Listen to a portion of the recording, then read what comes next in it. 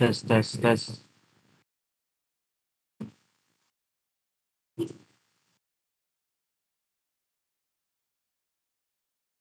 Bisa dengar suara saya, adik-adik? Selamat malam semuanya. Selamat malam, bisa Bapak. Oke, kita mulai ya. Kuliah kita malam hari ini mungkin 2 topik akan kita selesaikan dalam 1 kali pertemuan ini. Jika ada pertanyaan di tengah jalan bisa langsung diinterupsi aja ya, tidak perlu menunggu saya memberikan kesempatan untuk bertanya. Jadi topik yang akan kita bahas hari ini adalah tentang evaluasi penggunaan obat dan juga therapeutic drug monitoring sebagai upaya untuk monitoring gitu ya. Nah, adik-adik sebenarnya ketika berbicara monitoring terapi dalam substansi perkuliahan itu ya, perkuliahan itu kan monitoring terapi namanya. Monitoring itu tidak semata-mata hanya dilakukan untuk ke pasien saja gitu, tetapi juga monitoring harus dilakukan terkait dengan kebijakan penggunaan obat, kemudian efektivitas penggunaan obat. Nah, jadi dari hulu ke hilir sebenarnya monitoring itu. Nah, dalam substansi EPO yang akan kita pelajari pada malam hari ini itu secara teknis adalah terkait tentang bagaimana kita mengevaluasi kebijakan penggunaan obat gitu loh. Jadi apakah obat itu masih relate ataupun masih relevan kita bisa gunakan di suatu layanan kesehatan seperti di rumah sakit, seperti di puskesmas, di klinik dan lain sebagainya gitu ya. Oke, jadi evaluasi penggunaan obat ini tidak di pasien ya, tetapi lebih ke menjamin mutu gitu ya. Jadi kalau kita bisa bilang evaluasi penggunaan obat ini merupakan suatu proses quality assurance sebenarnya. Jadi menjamin mutu yang terstruktur, dilakukan secara terus-menerus, terus secara organisatoris, artinya di bawah koordinasi suatu organisasi gitu ya. Ditujukan untuk menjamin agar obat yang digunakan tepat, aman, dan efektif. Ini juga termasuk dalam ruang lingkup kebijakan penggunaan obat gitu ya. Kapan obat itu bisa diberikan, kapan obat itu harus dihentikan, kapan obat itu seperti tidak boleh diresepkan berlebih gitu ya. Jadi nanti akan ada sistem di suatu rumah sakit lah kita anggap ya. Jadi suatu rumah sakit tersebut akan mempunyai suatu sistem seperti automatic stop order gitu. Jadi kalau dokter meresepkan suatu obat itu aja terus selama lebih dari 3 hari, itu akan otomatis terrestriksi, tidak bisa ada yang order lagi. Seperti contohnya ketelorak gitu ya. Ketelorak NSAID untuk injeksi itu ada automatic stop ordernya selama 3 hari aja dia sebenarnya bisa beresepkan ya gitu ya. Itu merupakan bagian dari EPO juga sebenarnya. Nah, ya, jadi EPO itu sudah diatur dalam suatu peraturan Menteri Kesehatan nomor 58 tahun 2014, di mana ini merupakan program evaluasi penggunaan obat yang terstruktur dan berkesinambungan secara kualitatif maupun kuantitatif. Jadi bisa secara kualitatif, secara deskriptif gitu ya, dilakukan oleh para expert untuk bisa mengkaji, menganalisis suatu penggunaan obat dan juga bisa dikuantifikasi, dihitung korelasinya, ditentukan jumlahnya secara kuantitatif untuk bisa menjamin bahwa sebenarnya obat itu sebenarnya masih layak atau tidak beredar di suatu layanan kesehatan itu ataupun di rumah sakit itu sendiri.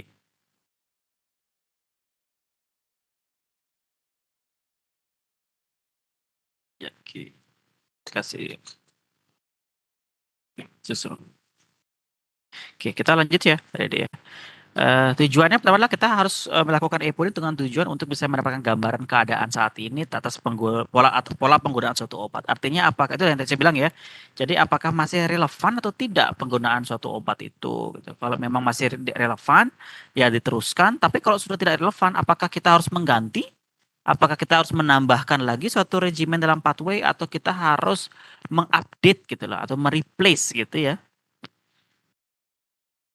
Kemudian kita bisa juga mendapatkan gambaran untuk membandingkan pola penggunaan obat dalam periode waktu tertentu, dapat memberikan masukan untuk perbaikan penggunaan obat dan menilai pengaruh intervensi atas pola penggunaan obat. Nah, ilmu-ilmu yang kita gunakan untuk bisa menyukseskan EPO itu adalah ilmu-ilmu evidence based medicine itu loh adik-adik. EBM dan juga farmakoekonomi itu juga sebenarnya suatu ilmu yang bisa kita kolaborasikan untuk bisa menilai apakah obat itu medication itu sebenarnya masih bagus atau sudah sebenarnya usang gitu, sudah out of date. Yang harus kita pikirkan lagi bagaimana cara-caranya untuk bisa membuat suatu treatment itu menjadi lebih baik gitu loh. Relevansinya gitu loh. Sampai saat ini masih bisa dipahami, masih bisa ngikut ya adik-adik ya? Suara saya tuh masih terdengar dengan jelas ya, karena cukup banyak noise ya, saya lagi jaga di apotek sekalian. Terganggu tidak dengan suara-suara motor lewat gitu? Enggak ya? Aman ya? Masih jelas, Bapak. Oke, sip. Terima kasih. Kita teruskan ya.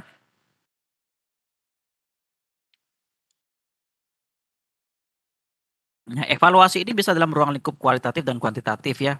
Jadi ingat sekali ya, evaluasi penggunaan obat itu tidak ke pasien tetapi lebih kepada suatu kebijakan, kepada algoritma terapi atau kita kenal dengan CPW gitu ya, clinical pathway-nya gitu. Apakah masih relate ataupun masih bisa atau tidak sebenarnya obat itu digunakan.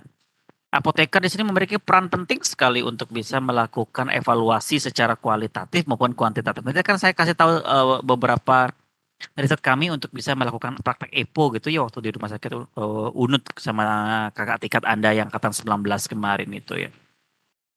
Nah, jadi kerja EPO itu sekali lagi harus interprofesi. Tidak bisa sebenarnya hanya salah satu tim kesehatan saja seperti apoteker saja tidak bisa. Dokter saya sendiri tidak bisa. Jadi butuh kolaborasi kerjasama antara apoteker dengan dokter. Makanya kita tuh sangat beririsan, sangat berkontak langsung loh dengan teman-teman nakes yang lain sehingga interprofessional education itu sangat penting sekali untuk bisa diikuti untuk bisa tetap in gitu ya bergabung di dalamnya agar kalian itu benar-benar bisa membangun suatu komunikasi yang efektif antar teman-teman nakes gitu ya karena di dunia pekerjaan itu komunikasi efektif berkolaborasi dengan tim-tim nakes itu sangat diperlukan dan memang konkret sekali ya implementasinya gitu ya. Tidak lagi ada rasa-rasa canggung bahwa menggambarkan dokter lah yang paling hebat yang menjadi rajanya. Perawat itu adalah pembantunya dokter, apoteker itu adalah yang ngurusin medagang obat gitu ya, ngurusin obat nih biar nggak ada kesan seperti itu. Kita tuh setara semuanya, dokter, perawat, apoteker itu sama, kita memiliki kompetensi di bidang masing-masing. Kita tuh lah rekan ya, jadi perlakukan teman-teman nakes Anda tuh sebagai rekan partner kerja ya, bukan atasan dan bawahan sebenarnya. Ketika Anda bertugas di fungsional gitu ya, bukan sebagai pejabat struktural. Kalau pejabat struktural ya harus manut ya. Kalau misalkan bosnya perawat ya memang atasannya perawat gitu aja sih sebenarnya. Oke, jadi yang kedua kita bisa memberikan kewenangan dan struktur atas program EPO, pendelegasian yang jelas kepada komite yang terlibat dalam melakukan EPO. Nah, ini beberapa komite-komite ataupun unit-unit yang ada di bawah organisasi rumah sakit dan klinik dan vaskes-vaskes gitu ya. Yang akan terlibat untuk melakukan kegiatan EPO ataupun evaluasi penggunaan obat. Salah satunya ini ya, PFT atau KFT. PFT itu panitia farmasi dan terapi atau komite farmasi dan terapi. Kenapa digaring seperti ini, Adik? Kalau PFT itu cenderung lebih kecil ya karena dia panitia. Jadi memang bukan suatu komite. Kalau komite itu sepertinya dia sudah memiliki dasar hukum yang kuat ya. Lebih seperti unit independen otonomi gitu loh. Jadi kalau misalkan PFT itu masih dalam konteks panitia aja gitu loh. Panitia itu biasanya tidak akan mengambil banyak pekerjaan untuk mengevaluasi ya, tapi dia lebih ke spesifik spesifik ini lebih ke spesifik program. Misalkan PFT punya program untuk EPO, PFT punya program untuk formularium gitu-gitu ya. Jadi memang ada panitia-panitianya. Tapi kalau KFT itu komprehensif kerjaannya. Jadi memang mereka mengerjakan CPW, mengerjakan EPO gitu ya. Ruang lingkupnya lebih luas dan memang mereka lebih apa namanya memiliki otonomi untuk bisa menggerakkan semua kegiatan-kegiatan yang ada di bawah komite farmasi dan terapi gitu ya. Tidak semua rumah sakit tersebut berani merunning komite karena memang rumah sakit yang kecil-kecil itu memang tidak memiliki kapabilitas gitu ya. Masih merasa bahwa kalau pakai komite anggarannya terlalu besar, SDM-nya belum mumpuni yang gitu-gitu ya. Nah, biasanya rumah sakit yang masih berkembang, masih kecil, yang SDM-nya masih sedikit. Nah, yang gitu-gitu biasanya dia tuh ada dalam bentuk PFT ya. Panitia Farmasi dan Terapi. Di rumah sakit itu kan masih berkembang ya, SDM-nya masih kurang. Kita tidak komite ya. Kita itu adanya namanya PFT, Panitia Farmasi dan Terapi. Kemudian ada yang namanya Komite Pengendalian Infeksi ya, seperti PPI bisa juga ya. Komite Medik, Komite EPO, Komite Audit. Nah, ini semua terlibat untuk bisa melakukan evaluasi terhadap penggunaan obat.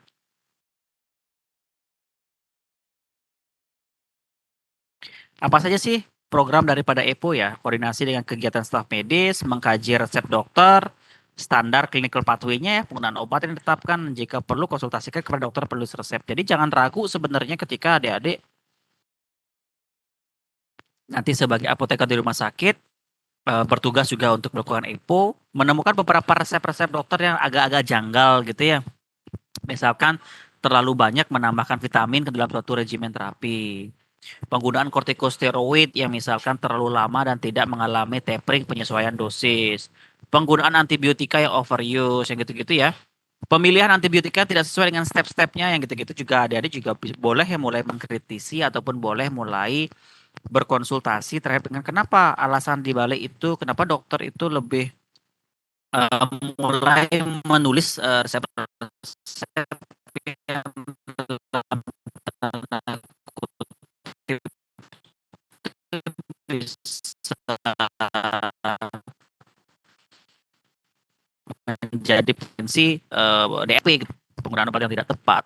Kemudian Anda juga bisa menuju ke rekam medis, bisa membuka data medication untuk bisa menghitung ataupun mengkalkulasi data penggunaan obat, menyiapkan kriteria penggunaan obat bersama dengan staf medis untuk bisa dikaji secara bersama-sama, menginterpretasikan dan melaporkan temuan evaluasi kepada Komite Farmasi dan Terapi, staf jaminan mutu dan juga pimpinan rumah sakit. Jaminan mutu ini seperti PMKP gitu ya, pasien safety dan juga mutu keselamatan pasien.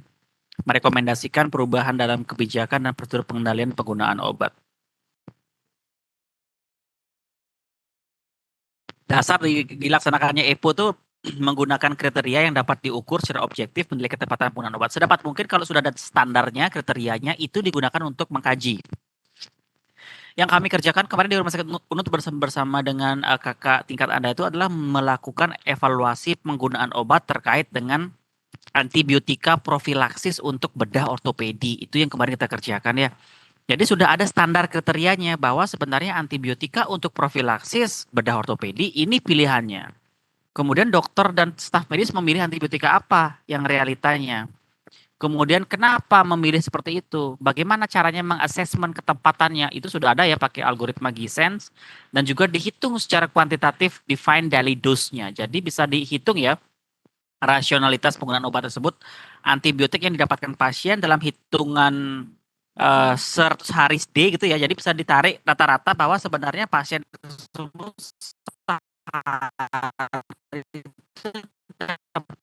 sekian gram antibiotik ini untuk pasien-pasien yang akan mendapatkan tindakan bedah ortopedi gitu ya. Bisa dikalkulit dengan unsur dasar contoh-contoh mengevaluasi sistematis, berencana dan secara terus-menerus. Jadi EPO tidak bisa berhenti. Ketika ada temuan, ketika ada masalah, ditindaklanjuti, kemudian apakah EPO berhenti? Tidak, cari lagi masalah yang lain, evaluasi lagi. Bukan mencari-cari masalah sebenarnya, tapi selalu mengevaluasi, memonitoring penggunaan obat untuk menjamin pasien safety sebenarnya. Ujung-ujungnya kembali kepada pasien safety pada hakikatnya gitu ya.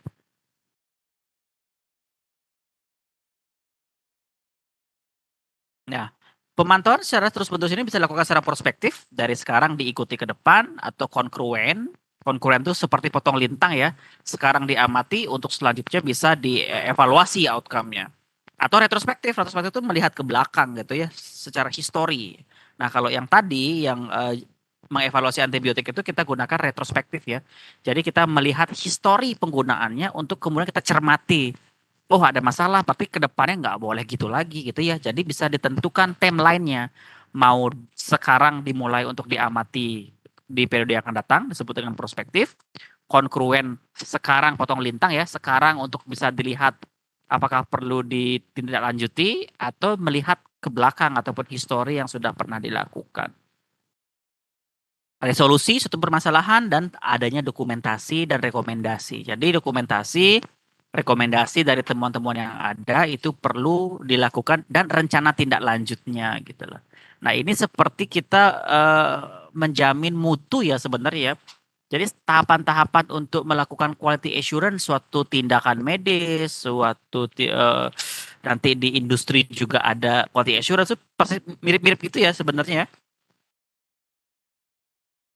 Kita dipaksa untuk bisa belajar bagaimana membuat suatu mutu layanan itu bisa terpantau, bisa terjamin, Dan kita sebagai salah satu apoteker itu bertugas untuk menjamin bahwa setiap medication, setiap obat yang didapatkan pasien itu benar-benar obat yang tepat, obat yang aman, obat yang cost efektif.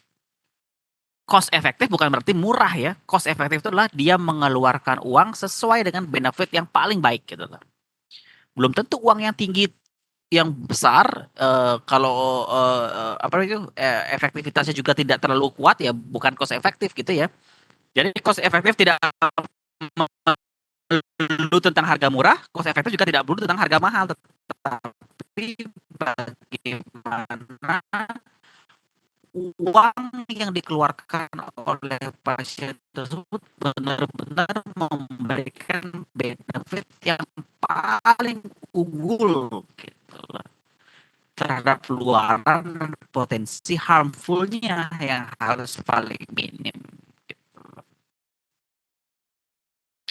Nah, ini saya lihat dari laporan kejadian, ada laporan interaksi obat, odor obat, dan kawan-kawannya. Ini semua merupakan adenan yang takut. Yang sudah itu retrospektif, kalau retrospektif itu melihat ke belakang, tentu akan lebih sederhana, lebih murah, tidak memerlukan kos untuk mengikuti perkembangan pasien itu ya. Kalau prospektif kan mahal sekali ya. Tapi keterbatasannya adalah ini, kita tidak memiliki dokumen yang cukup apa ya, cukup tangguh untuk bisa merekam suatu perjalanan penggunaan obat secara konsisten gitu loh. Pasti banyak bolong-bolongnya, pasti banyak ada yang nggak isi, pasti banyak ada yang terputus informasinya. Nah, dokumentasi yang buruk seperti ini juga biasanya akan mempengaruhi bagus atau tidaknya suatu laporan evaluasi ya. Khususnya pada penggunaan retrospektif ini masalah kita tuh di situ ya. Susah mendapatkan data retrospektif yang konsisten dari rekam medis, dari catatan penggunaan obat, CPPT dan kawan-kawan itu nggak konsisten biasanya. Tapi yang murah, mudah sekali bisa dilakukan gitu ya. Nah, kongruen, nah ini potong lintang tadi ya, yang sedang dikonsumsi oleh pasien untuk bisa dilihat secara sekaligus.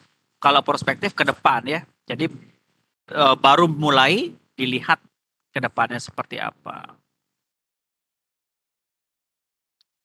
Nah, reaksi obat yang merugikan ya kriteria untuk evaluasi lah obat-obat yang memiliki adverse drug reaction, berinteraksi, obat toksik, obat yang paling banyak digunakan di rumah sakit, obat yang sedang dalam proses evaluasi untuk bisa dimasukkan ke dalam formularium rumah sakit gitu ya. Dan yang terakhir adalah obat yang dipilih untuk kebijakan rumah sakit untuk dievaluasi. Jadi 6 ini adalah sasarannya.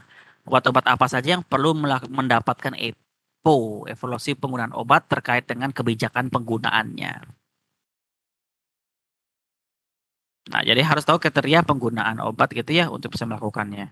KPO untuk kriteria penggunaan obat ini adalah berbagai unsur yang ditetapkan terlebih dahulu untuk digunakan membandingkan aspek mutu penggunaan obat. Jadi memang kita harus melihat dulu apakah ada kriteria-kriteria khusus untuk bisa kita gunakan membandingkan suatu pengobatan terhadap proses evaluasinya gitu ya. Ini bisa jadi indikasi dari obat itu sendiri, dosisnya, kontraindikasinya, interaksi, efek samping, reaksi obat yang merugikan, hasil pemeriksaan laboratorium, dan lain-lainnya. Itu bisa kita gunakan sebagai parameter-parameter pembanding untuk bisa menyatakan bagus atau tidak sebenarnya kualitas daripada penggunaan obat itu sendiri.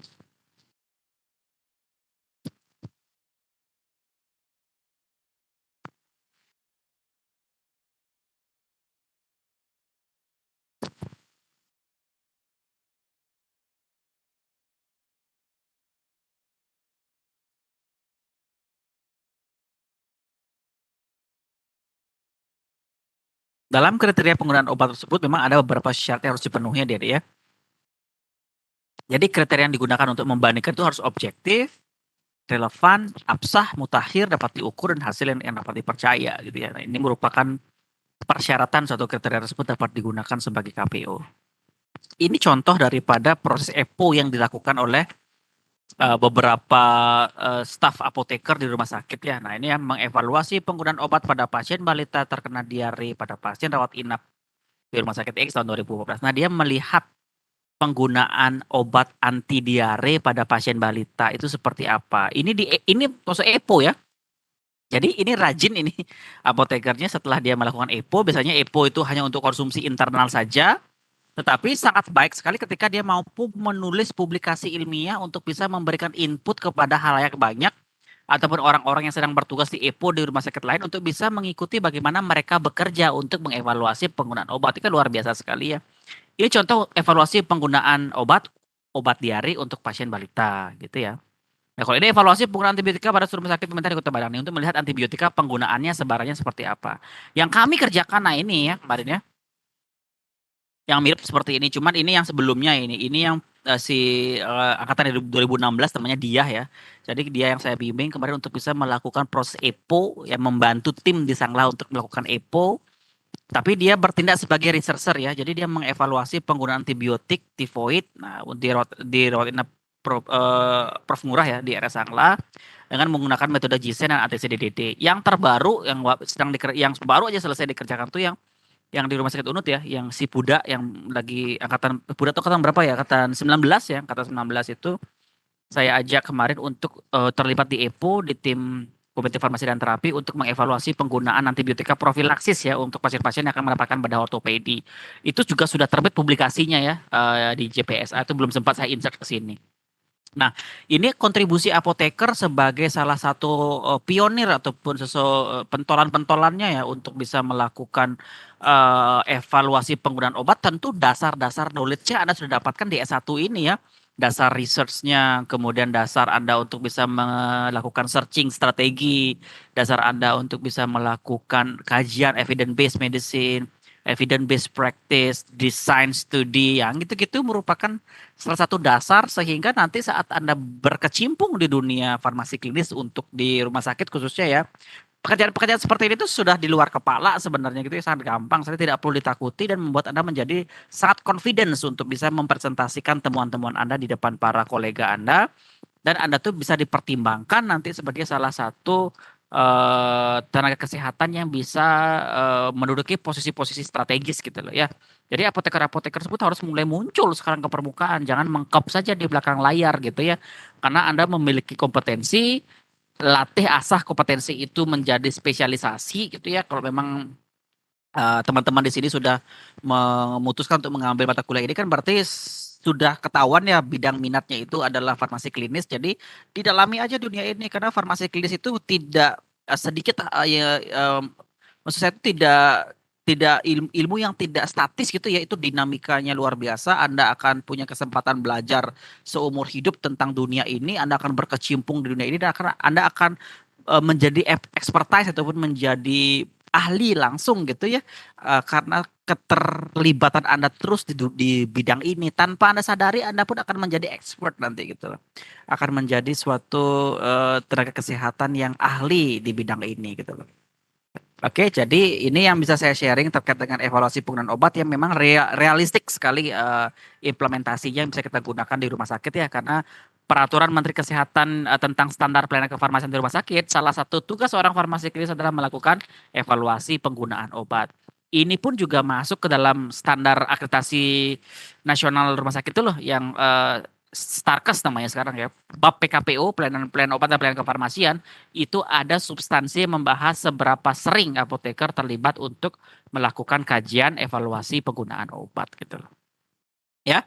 Nah, itu untuk EPO kira-kira ada yang mau ditanyakan dulu, saya cepatkan saja ya karena kan dasarnya sudah dapat semua adik-adik ya. Jadi saya memberikan sedikit pendalaman bahwa konteks evaluasi penggunaan obat tersebut tidak konteks mengevaluasi dari aspek pasiennya saja gitu ya, tetapi juga bisa mengevaluasi dari skup kebijakan. Kebijakan penggunaan obat, kebijakan memilih suatu obat untuk bisa dimasukkan ke formularium, kebijakan untuk melakukan automatic stop order, untuk merestriksi suatu penggunaan obat-obat tertentu yang untuk kita lindungi gitu ya. Yang perlu dilindungi itulah antibiotik-antibiotik generasi atas tadi, adik, generasi-generasi restriksi itu seperti vancomycin, tegacycline, meropenem, linezolid, yang gitu-gitu ya, itu kan generasi yang paling akhir ya. Ketika itu sudah digunakan seperti kacang goreng ya pasti tidak akan terjaga, tidak akan ada antibiotik lagi setelah itu gitu. Makanya kita harus menjaga itu dengan cara mengintervensi kebijakan. Mengintervensi kebijakan itu harus melalui EPO gitu. Jadi Anda harus terlibat untuk bisa melakukan evaluasi penggunaan obat agar kebijakan-kebijakan yang ditetapkan oleh rumah sakit itu bisa sesuai dengan idealisme yang telah kita pelajari bersama gitu. Sampai sini kira-kira ada pertanyaan dulu sebelum kita lanjut ke TDM pertemuan selanjutnya. Karena saya bolong 2 kali ya, Korma ya, saya lupa loh. Saya kemarin tidak tidak mengisi kelas ini berapa lama ya? Kalau dari timeline ya, 2 kali atau 3 kali ya? Atau sekali aja ya?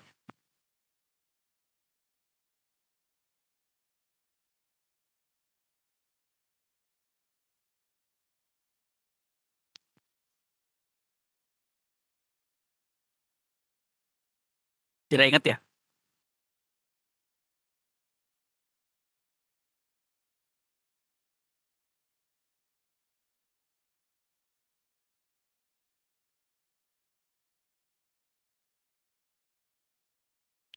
Oke, kita akan teruskan ke topik selanjutnya ya. Masih bisa dengar suara saya dengan jelas ya, adik-adik ya? Izin bertanya, Bapak. Oh ya, silakan Julio. Nggih.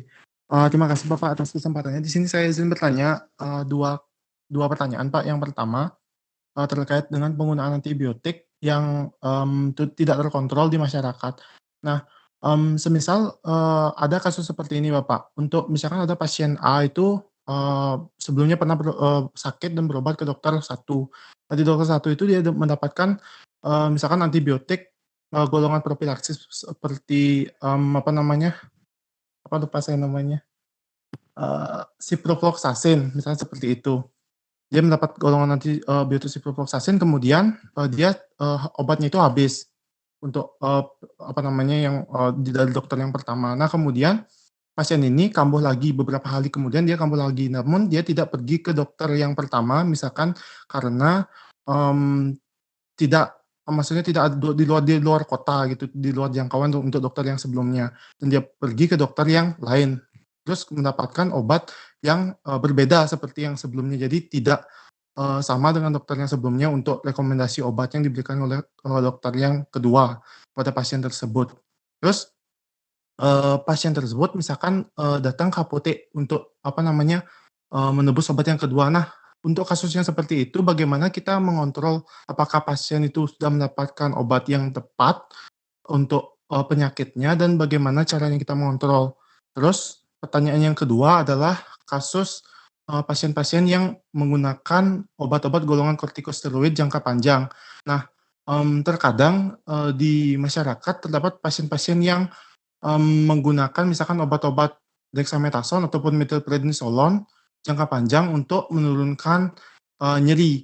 Jadi, di apa namanya, di dalam kasus, ini kan pasien itu menggunakan obat golongan kortikosteroid itu tidak dipantau, secara pasti oleh apa namanya, oleh tenaga kesehatan khususnya di sini kan apoteker yang, biasanya itu di masyarakat itu memberikan obat-obat golongan tersebut itu secara bebas seperti itu untuk kenyataannya.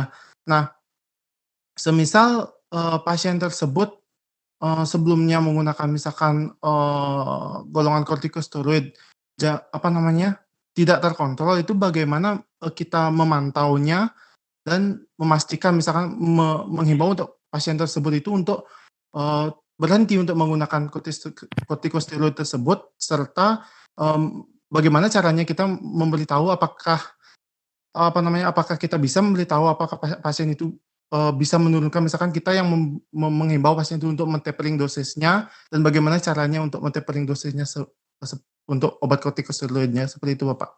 Ya, oke. Oke, sip, saya jawab satu-satu ya. Nggih. Pengalaman pribadi atau memang, baca ada case seperti ini gitu? Pengalaman ya? Untuk yang pertama itu saya muncul aja Bapak untuk apa namanya, idenya itu, nggih. Untuk yang kedua itu memang, banyak saya lihat Alami. kasusnya Bapak di masyarakat. Ya, oke. Oke. Pertanyaan pertama itu kan, sebenarnya pertanyaan pertama atau pertanyaan kedua itu merupakan pertanyaan yang dalam tanda kutip itu adanya gap antara idealisme yang kita pelajari di kampus dengan kenyataannya. Memang gap itu terjadi ya. Kalau saya di kelas kan tidak boleh menjawab yang tidak sesuai dengan ideal. Jadi idealnya saya sampaikan dulu, setelah itu baru kita akan bahas seperti apa realitanya. Berbicara tentang penggunaan antibiotika. Tadi saya koreksi ya, bukan profilaksis sebenarnya. Ketika seseorang tersebut sudah merequest penggunaan antibiotik, berarti dia sudah mengalami tanda-tanda infeksi gitu loh. Sedangkan profilaksis itu adalah penggunaan antibiotika yang tidak ada infeksi sama sekali, tidak ada tanda-tanda sama sekali, tetapi dia akan berisiko terkena infeksi. Contoh, orang akan menjalani operasi bedah tulang, operasi digestif, operasi kardiak gitu ya. dia tuh sudah akan dibuka jaringannya, sudah pasti akan ada kontaminan, sudah pasti tidak mungkin kita menjaga ruangan operasi tersebut steril 100% itu tidak mungkin ya, tapi bisa dikendalikan faktor-faktor yang untuk meminimalisir. Nah, pada kondisi seperti itu profilaksis namanya. Kalian akan berangkat ke timur yang tinggi sekali potensi malarianya. Anda akan berisiko sekali terkena gigitan nyamuk untuk menjadi malaria. Maka Anda akan mengkonsumsi antibiotika dulu sebelum Anda berangkat, profilaksis namanya gitu ya.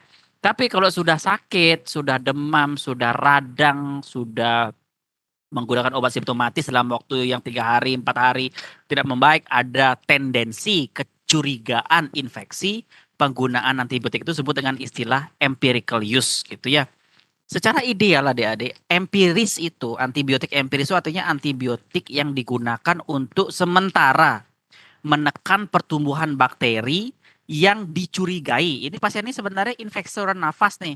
Tanda-tanda infeksinya khas, terjadi pembengkakan tonsil, kemerahan, muncul tanda-tanda flu seperti hidungnya meler, batuk, demam. Itu kan tanda-tanda khas infeksi. Cuman kita tidak tahu infeksi bakterinya apa, lokasi infeksinya benar nggak di bagian atas, jangan-jangan di bagian bawah infeksinya. Atau sebenarnya ada infeksi lain yang mengalami proses pengembangan infeksi ternyata bukan ada di nafasnya, tapi ternyata ada di sinusnya. Kita nggak tahu kan gitu ya.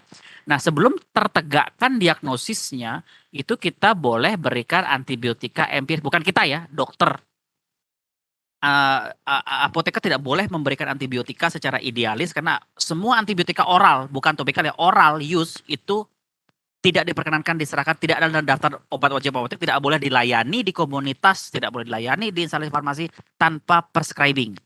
Jadi antibiotika oral itu harus prescribing.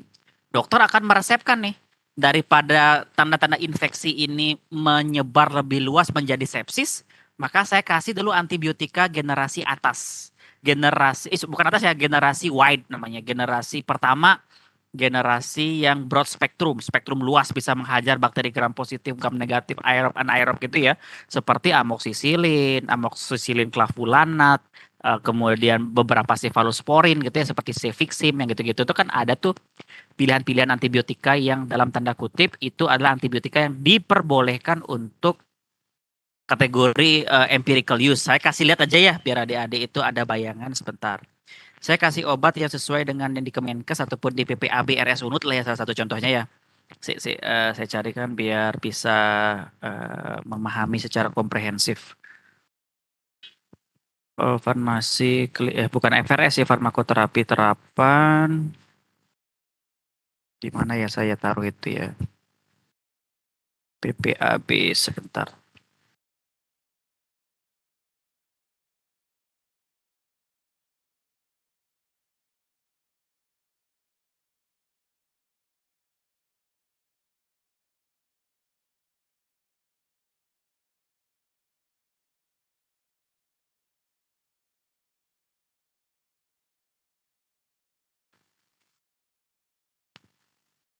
Nah, ini sekedar ini adik-adik ya, ilmu tambahan untuk adik-adik semua. Di kelas ini berapa orang yang ngambil farmakokinetik klinik ya? Karena memang topiknya beririsan dengan TDM hari ini. Jadi dasarnya di situ. Yang udah dapat farmakokinetik klinik itu sebenarnya udah nggak perlu belajar ini lagi ya. Nah, ini contohnya deh ya. Nah, jadi antibiotika itu kalau di rumah sakit tuh dikategorikan menjadi 3 nih, di kategori 1, kategori 2, kategori 3. Kategori 1 ini bisa diresepkan oleh dokter. Ini semua prescribing ya antibiotik ini ya. Harus dengan persepan, tidak boleh diberi secara bebas, harus dengan resep dokter. Tapi kenyataannya memang ada yang beli ya dilayani aja selama dia punya duit kan gitu kenyataannya. Tapi secara technical, theoretical, aturan semua antibiotik ini harus ditebus dengan resep. Kategori 1 ini adalah antibiotik yang digunakan untuk empirical use yang boleh digunakan untuk mengatasi dugaan infeksi gitu ya. Sudah ada sign and symptom mengarah ke infeksi, cuma kita tidak tahu persis lokasinya, jenis bakterinya, dan bakteri ini sebenarnya sensitif terhadap antibiotik apa gitu, tidak tahu. Ya seperti amoxicillin, ampicillin, streptomycin, cefazolin, cefradroxil, cefixim, clavenical gitu ya, azitromycin, erythromycin. Nah semuanya kategori 1 boleh diberikan, tetapi dengan catatan harus dengan kurun waktu maksimal 1 minggu gitu loh. Secara ideal lagi ya, kalau di kampus kan ideal lagi ya. penggunaan antibiotika empiris ini sebenarnya hanya diberikan maksimal 3 hari. Nah, sebelum diberikan antibiotika ini harus diambil kultur daripada bakteri itu, kultur spesimennya. Misalkan dokter mencurigai dari diagnosisnya dia infeksi saluran nafas nih. Diambil sputumnya, diambil sampel darahnya, di swab dahkah dia gitu loh. Jadi untuk bisa ditegakkan diagnosisnya ini sebenarnya yang menginfeksi bakteri apa. Ntar bakteri itu dibiarkan ya. Oh, bakterinya itu adalah bakteri gram positif aerob sehingga langsung kita gunakan antibiotika yang sensitif terhadap mikroba-mikroba itu. Tinggal pilih aja mana yang masih sensitif. Kalau di kategori 1 pilihan antibiotik empiris tadi kebetulan masih sensitif, ya tinggal diteruskan terapinya sampai selesai. Tetapi ketika ternyata pilihan itu tidak tepat, segera pilihkan mana yang sensitif. Bisa di kategori 2, bisa di kategori 3, bebas. Nah, yang dilindungi itu yang kategori 3, kategori 2 ini. Sedapat mungkin yang 3 ini nggak boleh keluar dulu nih. Ini syaratnya kategori 3 inilah harus ada kultur. Tidak boleh ada peresepan dokter sesakti apapun, nggak bisa dia bisa menuliskan resep tapi tidak akan bisa menebus ya. Tidak akan bisa mengeluarkan, apoteker tidak akan boleh mengeluarkan kategori 3 ini tanpa adanya peta kuman, tanpa adanya kultur daripada kuman gitu. Sehingga ini ketat sekali penggunaannya. Kategori 2 boleh dikeluarkan tetapi jumlahnya dibatasi. Ketika 3 hari tidak ada outcome, maka kategori 2 ini harus segera di stop gitu loh. Kategori 1 masih boleh gitu loh. Nah, karena kenyataannya adalah pengalaman-pengalaman dokter itu canggih-canggih ya, jadi turun-temurun bahwa ketika ada batuk, pilek, tonsilnya merah, cukup amoksisilin aja nih. Nah, ternyata tidak dikultur, ditembak kasih amoksisilin, ternyata sembuh. Nah, jadi berlanjut itu gitu loh. Jadi culture itu berlanjut itu tidak ada kultur, tidak ada lagi restriksi seperti ini. Apalagi kalau apotek-apotek itu mau minta apa tadi ciprofloxacin ya. Kita lihat ya cipro itu ada di mana sih sebenarnya? Ceftriaxone, nah ciprofloxacin, coba cari. Levo, oke masih ada di sini ya, masih ada di empirical untuk Levo ya. Nah cipro, nah masih ada di kategori 1 ya, boleh ya diberikan oleh dokter. Nah, sebenarnya harus diteruskan untuk dilihat ini sebenarnya kuman apa yang mendeteksi kan gitu. Nah, kalau tidak ada kulturnya ya gitu, empirikalnya nebak-nebak jadinya ya. Apakah rasional Pak? Ya jelas tidak akan rasional. Penggunaan antibiotika empiris itu tidak rasional. Empiris itu tujuannya untuk bukan untuk mengobati tapi untuk menahan sementara sampai kita tahu hasil daripada kultur itu di kuman apa sih yang menyebabkan menginfeksi ini. Apa sih sensitivitasnya dia? Dia takutnya sama antibiotika apa sih sebenarnya gitu loh. Itu yang disebut dengan uh, antibiotika empiris. Nah, antibiotika penggunaannya sangat rasional lah definitive use namanya. Definitif itu adalah ambil spesimen biologisnya, biakkan secara mikrobiologi, lihat bakteri apa, cek dia itu akan sensitif atau masih mati, akan pasti mati dengan antibiotik apa. Nanti semua antibiotik ini dicobain ya pada kultur itu. Kemudian akan tahu antibiotik apa yang akan membuat dia tereradikasi, mati. Baru dipilihkan, oh ternyata dia masih cukup sensitif untuk semua kategori antibiotik ini. Berarti pilihkan generasi yang paling old, paling tua, paling broad spectrum. Kalau dia masih sensitif dengan amoksisilin, tidak usah pakai cipro sebenarnya. Ya amoksisilin aja cukup. Karena semakin ke bawah semakin tinggi generasinya gitu loh. Itu disebut dengan definitif yang paling rasional. Kenyataannya di lapangan adalah tidak terjadi seperti itu. Empiris itu adalah berdasarkan pengalaman dulu. Kayak gini pengalamannya dulu senior saya seperti ini dulu. Saya ketemu ada 1.000 pasien dalam waktu 5 tahun terakhir ini. Saya kasih amoksisilin, saya kasih ciprofloxacin sembuh. Terus aja tidak efisien mengkultur. Nah itu dia. Karena betul ada ya mengkultur, menentukan sensitivitas bakteri itu butuh biaya besar. Nyak pasiennya maya gitu loh. Mau pasiennya bayar, toh juga nanti kalau hasilnya sangat relate dengan apa yang diresepkan, ya buang-buang duit dong kan gitu ya. Nah makanya tidak efisiensi dikatakan. Ini yang saya sebut dengan istilah gap adik-adik ya. Jadi ada jurang terjal antara dunia idealis kita sebagai seorang farmasi klinis di dunia kedokteran dengan dunia real. Di mana dunia real itu mempertimbangkan value yang namanya uang gitu loh. Jadi ada efisiensi yang harus diperhitungkan sebagai parameter-parameter yang akan untung rugi gitu-gitu ya. Kasihan untuk dikultur, mending uangnya dikasih sebagai jasa, mending uangnya dipakai keperluan yang lain kan gitu jadinya. Itu yang di komunitas ini yang menyebabkan sangat liar sekali penggunaan antibiotik itu susah sekali ngontrolnya. Kemudian apa yang bisa kita lakukan, apa yang bisa dilakukan oleh pemerintah, memperketat regulasi sebenarnya. Antibiotik kategori 2 dan kategori 3 ini sebenarnya tidak boleh terdistribusi ke community adik-adik sebenarnya. Kalau mau pemerintah itu ketat ya, kategori 2, kategori 3 ini tidak boleh disuplai ke komunitas, apotek komunitas nggak boleh nyimpen ini. Cefotaxim, ceftriaxone, cefixim, nah semuanya, apalagi ada meropenem, tigecycline, vancomycin nggak boleh nyetok itu sebenarnya apotek-apotek komunitas.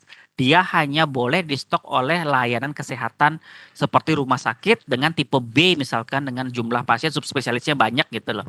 Hanya boleh ada di situ. Itu pun harus dengan protokol CPW yang ketat seperti saya bilang tadi ya di EPO ya. Jadi ada direstriksi, dibatasi penggunaannya gitu loh. Nah, perkara pertanyaan Juliet tadi misalkan dikasih ciprofloxacin, kemudian dokter meresepkan pakai apa amoxicillin clavulanat misalkan. Ya sebenarnya selama dia ada di kategori 1, tujuannya akan sama saja. Ini antibiotik broad spectrum gitu loh. Jadi sudah pasti nggak rasional kalau dari segi keilmuan theoretical. Semua penggunaan empiris itu tidak akan rasional. Pergi ke rumah sakit yang lain lagi bisa jadi tadi kasih chloramphenicol sama dia gitu loh. Nah, jadi ini kesulitan untuk mengontrol, kesulitan untuk bisa menciptakan budaya safe yang real karena budaya safe itu sebenarnya muluk-muluk juga sih ya. Tidak efisien, cost-nya terlalu tinggi. Nah, itu yang menjadi kendala kita. Nah, apa yang bisa kita lakukan sebagai apoteker di komunitas nanti ya? Upaya promotif adik-adik. Anda harus konsisten bahwa saya tidak akan melayani antibiotik tanpa resep dokter. Ada pasien yang datang ingin mengulang resepnya, saya tidak bisa ibu. Ibu, bapak harus bawa resep untuk bisa saya keluarkan. Karena risikonya seperti ini. Kasih edukasi dia, resistensi itu di depan mata bapak ibu. Ini. Ah, gaya gen cai cang sing gini. Ah, kadang-kadang marah dia gitu kan. Kabutit lain, dapat juga dia gitu loh. Nah, makanya kita tuh harus bersatu sebenarnya, harus memiliki komitmen yang sama. Komitmen untuk bisa menjaga antibiotik ini, komitmen untuk bisa mengikuti regulasi pemerintah yang real. Kemudian pemerintah sebagai regulator juga harus melakukan pemantauan ataupun monitoring yang ketat terhadap peredaran antibiotik itu kan gitu ya yang harus dilakukan. Tapi kenyataannya apa? Longgar dan tidak ada sanksi pidananya hanya perdata gitu loh ya sehingga ini liar banget nih nanti antibiotik ini beredar. Paling secara visible yang bisa kita lakukan ya edukasi, jangan memberikan antibiotik tanpa resep dokter.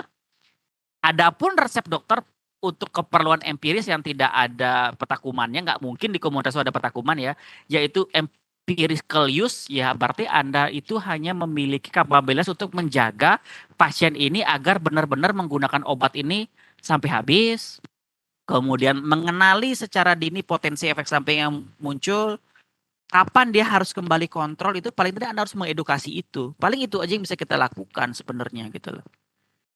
Kebayang ya fenomena yang kenyataan dengan apa yang menjadi idealisme yang seharusnya dilakukan. Semakin kecil penggunaan antibiotik empiris, semakin safe sebenarnya manusia itu dari ancaman infeksi, ancaman resistensi antibiotika gitu loh. Ya, jadi antibiotik empiris hanya digunakan sementara sebenarnya untuk jangka pendek untuk memberikan waktu hasil kultur keluar dulu agar kita bisa memilihkan antibiotik secara definitif gitu loh. Kalau empirical use digunakan terus-menerus ya pasti akan liar sekali gitu loh. Nah, makanya harus ada kekompakan nih antara dokter penulis resep, kompetensinya harus sama, apoteker yang akan melayani, apoteker di komunitas dan regulator.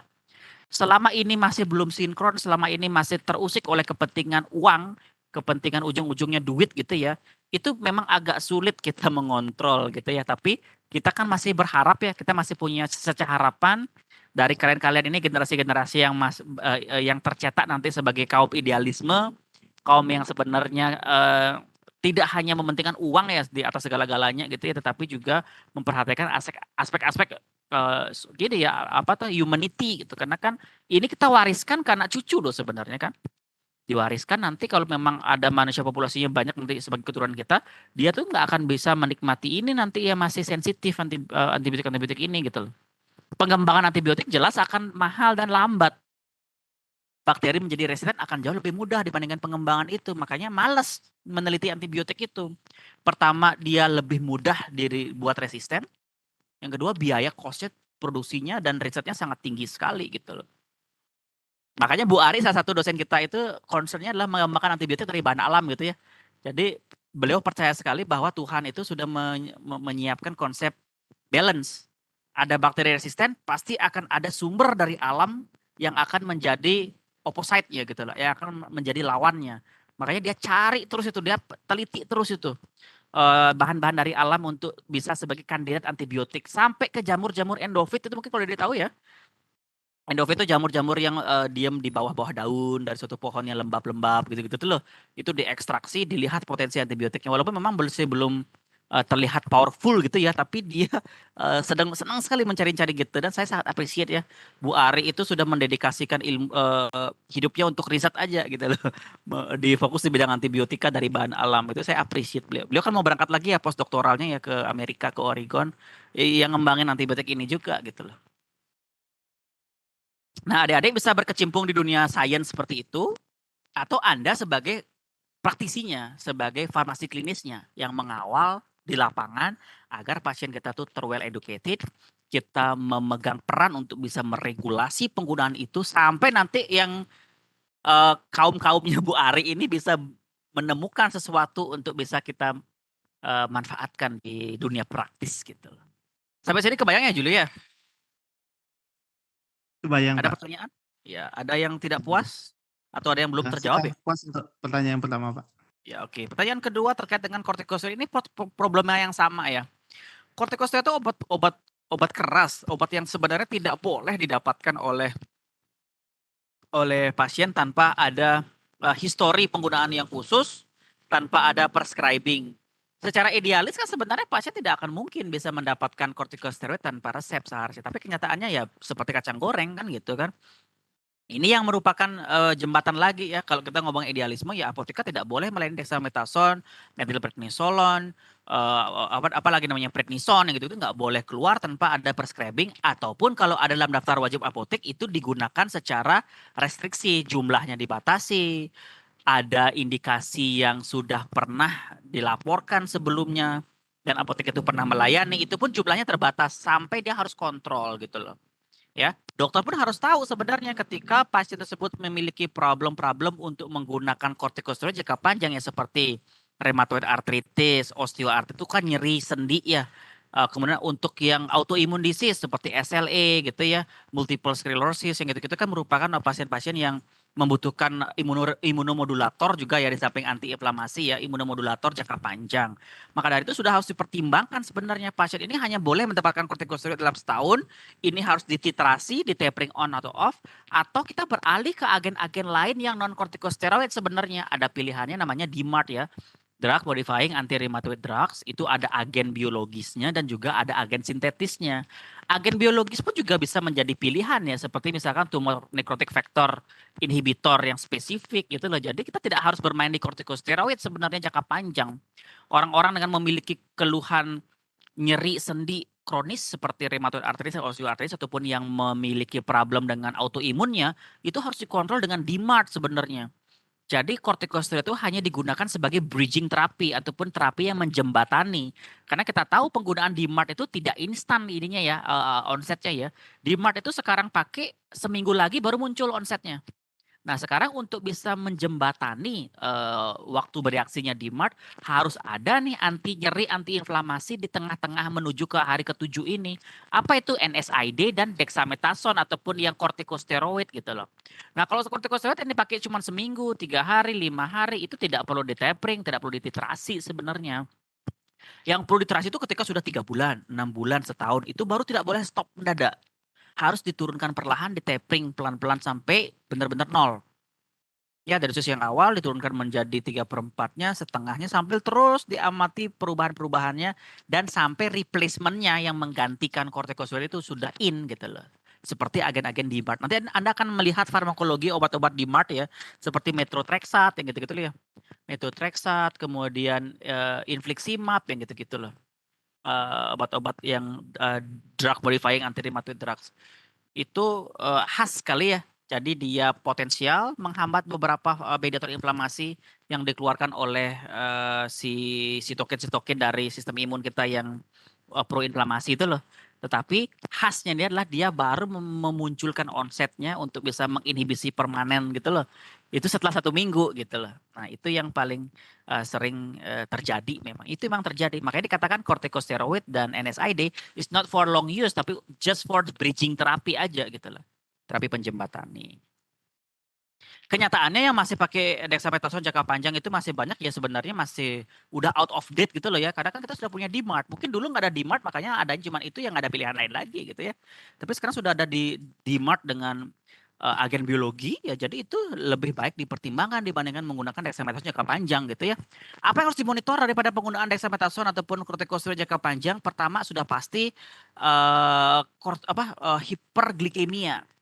Jadi ada mekanisme molekular yang menyebabkan insulin itu menjadi resisten terhadap penggunaan dexamethasone jangka panjang. Perlahan-lahan kadar gula dalam darah pasien itu akan meningkat dan akan memicu type 2 diabetes mellitus. Sudah pasti itu penggunaan kortikosteroid jangka panjang. Yang kedua itu akan terjadi edema perifer. Jadi akan gemuk pasiennya terlihat, tetapi itu gemuknya karena adanya edema periferal gitu loh. Gemuknya penambahan berat badannya karena adanya rembes cairan daripada vaskular dan interstisil itu ke jaringan ekstravaskular, ekstrasel gitu loh. Gemuk pasiennya, mulai adanya ketidakseimbangan metabolisme glukosa, hiperglikemia itu bisa dimonitoring ya. Ketahuan misalkan pasien udah menggunakan corticosteroid 6 bulan setahun. Coba aja cek darahnya, jangan-jangan dia sudah mengalami peningkatan kadar gula dalam darah. Belum tentu diabetes ya, karena mungkin saja corticosteroid induce hyperglycemia. Itu kan bisa terjadi pada mereka. Yang kedua, ada nggak sih peningkatan berat badan yang signifikan? Kemudian karakteristiknya air ya, moon face, mukanya bulat seperti bakpao gitu ya. Moon face kalau tekan bagian yang gemuk itu susah kembalinya gitu loh, tidak elastis seperti kulit gitu. Itu menggambarkan memang cairan yang mengalami retensi di situ.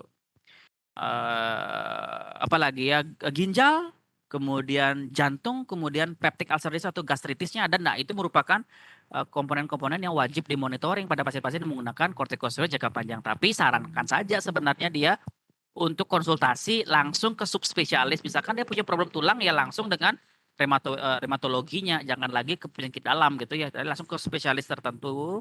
Kalau autoimun ya berarti nanti cari ke penyakit dalam dengan subspesialisasi autoimun disease kan ada itu tuh. Subspesialis sehingga nanti obat-obat seperti itu pasti familiar bagi mereka-mereka dokter-dokter yang sudah subspesialis gitu loh. Ya, jadi dokter itu subspesialis ilmunya dalam di bidang itu tapi dia tidak akan tahu obat yang lain gitu loh ya. Pengalaman saya aja kemarin itu ya diare nih istri saya nih. Kebetulan lagi di dokter anak saya itu ya ceritanya taat lah ya. Tidak mau membeli obat-obat anti diare itu tanpa prescribing biar nggak beli bebas yang plat merah gitu ya. Saya minta sama dokter sebenarnya obat diare apa ya? Saya udah lama sekali nggak ngikutin perkembangan obat diare. Dia bilang gitu dong. Padahal dia tuh dalam tanda kutip kan sudah melalui dokter umum ya. Sekarang memang spesialis anak. Jadi yang ada di otaknya dia itu loh obat-obat untuk anak, kemudian dosisnya, kemudian frekuensinya, kemudian vaksin-vaksinnya, tumbuh kembang anak dia hanya mendalami itu. Bahkan obat diare pun dia lupa apa yang harus diresepkan. Nah, itu karakteristik spesialisasi memang seperti itu adik-adik. Ilmunya itu sedikit tetapi dalam gitu loh. Apoteker belum spesialis masalahnya, makanya ilmu Anda tuh luas tapi Anda tidak tahu dalam. Kan saya sering banget cerita sama teman-teman yang sudah ikut saya dari semester sebelum-sebelumnya ya. Jadi kesuksesannya gitu, Anda tahu banyak tapi nggak dalam gitu loh. Dan yang dituntut untuk kemajuan dunia karir Anda nanti itu adalah yang spesialisasi sebenarnya. Nggak perlu tahu banyak tapi dalami suatu bidang yang Anda suka itu gitu loh. Ya kalau sudah ngambil farmasi klinis, dalami farmasi klinis itu gitu. Nggak usah lagi terlalu dalam nanti saat bekerja saya bilang ya. Kalau sekarang kan wajib didalami semua ya, karena kan Anda lulus sebagai apoteker nanti broad spectrum ya, ataupun apoteker yang luas, ataupun apoteker yang tidak spesialis ya. Ngerti manajemen, ngerti tentang sains, tentang laboratorium, tentang penelitian, chemical gitu Anda tahu, biologi Anda tahu, fisika Anda tahu, instrumentasi gitu ya. Farmasi klinis saja manusia juga tahu. Nah, tapi konsekuensinya adalah Anda tidak bisa mendalami semua bidang itu secara sekaligus. Saya sangat wajar dan saya sangat maklum sekali bagi adik-adik semua di sini ketika memang bagus di klinis tapi ternyata tidak bisa menetapkan kadar abu. Saya wajar sekali, nggak bisa pakai pH meter, tidak bisa membaca spektrum UV, tidak ngerti menetapkan kadar paracetamol dengan tramadol secara simultan. Itu saya sangat wajar sekali. Sebenarnya kan tidak mungkin kita bisa menguasai semua hal dalam scope yang sangat luas sekali dengan sekaligus gitu. It's impossible gitu ya. Konsekuensinya Anda tahu banyak tapi dikit-dikit gitu. Tahu ini tahu, pernah mengerjakan pernah tapi bagaimana pemecahannya ketika ada problem ya nggak tahu gitu loh. Itu yang menjadi problematika nakes-nakes yang broad spektrum. Dokter umum berat spektrum adik-adik, makanya nggak laku ya. Dokter umum nggak begitu laku saat ini. Apoteker pun nggak laku sebenarnya. Nanti apoteker spesialis farmasi klinis akan laku di rumah sakit. Apoteker industri M-Farm akan laku di industri gitu loh. Dokter umum harus sekolah lagi dia sebenarnya untuk bisa meng-catch up apa yang menjadi permintaan pasar. Perawat pun juga seperti itu ya, ada perawat geriatri, ada perawat anak, ada perawat emergensi, ada perawat macam-macam ya. Perawat general sekarang sudah banyak, susah nggak laku juga gitu loh. Bidan sudah tergerus sama objin gitu loh.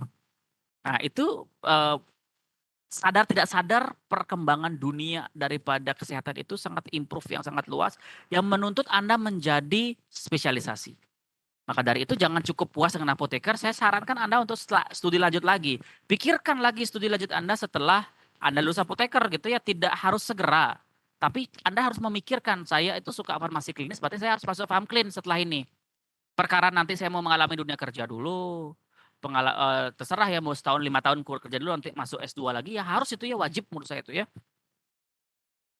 Atau nanti Anda tersebut setelah bekerja di community, Anda lebih tertarik dengan dunia manajemen ya masuk manajemen. Jadi Anda akan mengelola apotek Anda dengan berbasis untung rugi gitu ya, menentukan break even point, buka banyak cabang gitu ya, bekerja sama dengan bilateral dengan apotek lain, dengan provinsi lain, dengan negara lain. Nah, gitu-gitu kan tidak lagi di aspek farmasi di situ ya, tapi aspek manajemen.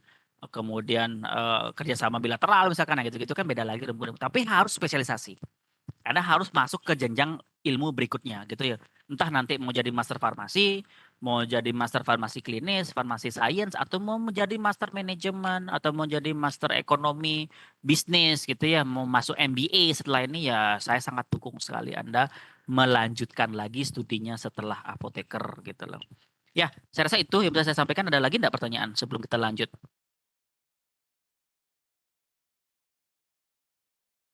Pikirkan mulai dari sekarang ya. Saya nanti sukanya di mana?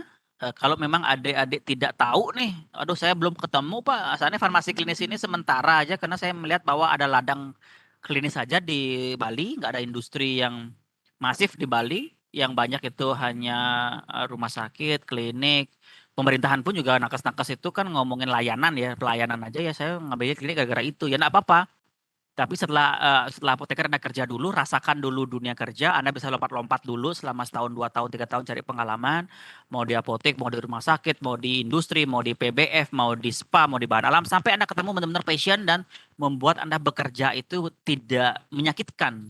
Anda bangun pagi bekerja itu dengan rasa sangat senang, powerful, dan tidak ada sama sekali keluhan gitu ya. Oh saya mau kerja happy gitu loh. Di situ Anda merasakan passion, di situ dalamin nanti. Ternyata di SPA ya belajar teknologi kayak Bu Dewi nanti S2-nya adalah nanopartikel kan nanti belajar untuk membuat lulur, membuat kosmetik, membuat apa hand body, kecantikan itu didalami. Bisa nanti masuk ke formulasi sampai ke level-level nanopartikel. Saya pun ngikutin ya. Ternyata sekarang dunia kosmetik itu ilmu farmasinya dalam sekali ya, membuat nanopartikel, nano emulgel, kemudian ada aduh macam-macam lah pokoknya ya teknologi-teknologi cara-cara kita untuk bisa melepaskan terkendali senyawa-senyawa aktif itu gitu. Ternyata rumah sakit itu nyantol Pak, saya senang banget di dunia rumah sakit. Ya ambil farmasi klinis gitu loh. Anda kan expert di bidang TDM, maka Anda akan expert di bidang EPO, Anda akan bisa menyusun regulasi, CPW, menjadi partner dokter, mengevaluasi pasien. Jadi ada rasa puas ketika Anda tuh berhasil membuat pasien dari yang sakit menjadi sembuh itu merupakan kepuasan dan juga pahala yang berlimpah gitu loh. Walaupun nanti uang tuh akan mengikuti setelahnya gitu loh. Nah, saya rasa itu adik-adik ya. Ada lagi pertanyaan sebelum kita lanjut? Sampai 9:30 aja ya paling ya. Ini sebenarnya pengulangan dari farmakokinetik klinik ya. Jadi beberapa dari teman-teman di sini saya lihat sudah pernah ngambil farmakokinetik klinik. Jadi tidak banyak yang bisa saya sampaikan ya karena kan ini juga monitoring terapi ada TDM-nya juga. Nah, ini part yang penting juga disampaikan. Ada nggak sih mahasiswa di sini yang nggak ngambil farmakokinetik klinik? Ada nggak sih? Kalau ada saya ulang gitu loh maksud saya. Kalau tidak, kalau semua sudah pernah ngambil kita nggak usah belajar ini, kita skip ini. Ada nggak? Oh sudah semua ngambil ya? Oh, udah semua ngambil. Berarti ini di kurikulum monitoring terapi ini sudah masuk ke dalam TDM ya. Jadi TDM ini adalah part dari monitoring terapi ya. Kita singkat-singkat aja ya, berarti udah semua mengambil, udah benar tahun nih ya. Jadi loading dose, maintenance dose, farmakokinetik ini adalah cara kita untuk melakukan monitoring terapi obat dalam konteks memantau kadar obat dalam darah untuk bisa mencapai keadaan yang paling optimal daripada pasien itu sendiri kan gitu ya. Loading dose, maintenance dose itu merupakan pendekatan yang bisa Anda gunakan untuk menyesuaikan dosis, meningkatkan dosis, mentitrasi gitu ya. Dan juga termasuk fenomena-fenomena kronofarmakokinetik. Jadi kronofarmakokinetik itu adalah adanya pengaruh jam biologis terkait dengan penyimpangan profil kinetika itu sendiri gitu ya. Jadi kronofarmakokinetik ini yang saya ulang lagi ya, bahwa sebenarnya ini merupakan ilmu yang mempelajari tentang adanya pengaruh irama sirkadian ataupun biological clock terkait dengan profil ADME daripada suatu obat itu sendiri. Sehingga dengan adanya ilmu seperti ini Anda akan bisa memberikan gambaran sama pasien sebenarnya kapan the best time to take the medication sebagai upaya dalam monitoring terapi. Kok terapinya nggak tercapai ya? Jangan-jangan time to take the medication-nya tidak tepat gitu loh. Jadi Anda bisa memberikan rekomendasi. Ketika diinginkan onset yang lebih panjang tapi tidak bergantung pada absorpsi yang cepat, maka malam hari pilihannya. Tapi kalau diharapkan Cmax yang paling tinggi, ya benar-benar paling bagus itu pagi hari ya. Absorpsi bagus, Cmax tercapai, onset bagus ya. Cuman memang problemnya adalah durasinya lebih pendek karena eliminasi pun juga akan semakin kencang pada pagi hari ya. Itu aja sih sebenarnya daripada kunci dari drug monitoring. Anda sudah pelajari lengkap, saya kasih di farmakokinetik klinik ya, sehingga sampai level menghitung perubahan-perubahan, lupa minum obat itu semua sudah saya ajar di farmakokinetik klinik. Jadi implementasikan ilmu itu untuk sebagai part ataupun bagian dari monitoring terapi obat. Nah, saya rasa itu ada ya yang bisa saya sampaikan untuk kuliah ini. Jadi sudah 2 pertemuan sekaligus kita selesaikan ya. Jadi saya masih punya pertemuan untuk MTM, Medication Therapy Management. Kemudian ada swamedikasi, monitoring terapi obat saat di swamedikasi. Berarti ini ngomongin apotek komunitas yang melayani obat bebas. Bagaimana upaya apoteker untuk monitoring itu. Lagi 2 itu saja selesai dah pertemuan kita. UTS-nya boleh nanti kita tugas aja atau mau ujian close book juga boleh, terserah. Setelah itu bisa ketemu sama Pak Martari sampai selesai nanti ya materinya. Sip, saya rasa itu yang bisa saya sampaikan malam hari ini. Adik-adik ada yang mau ditanyakan dulu sebelum saya tutup? Ada yang mau sharing lagi problem-problem di lapangan? Mungkin yang bisa kita diskusikan lagi pada malam hari ini.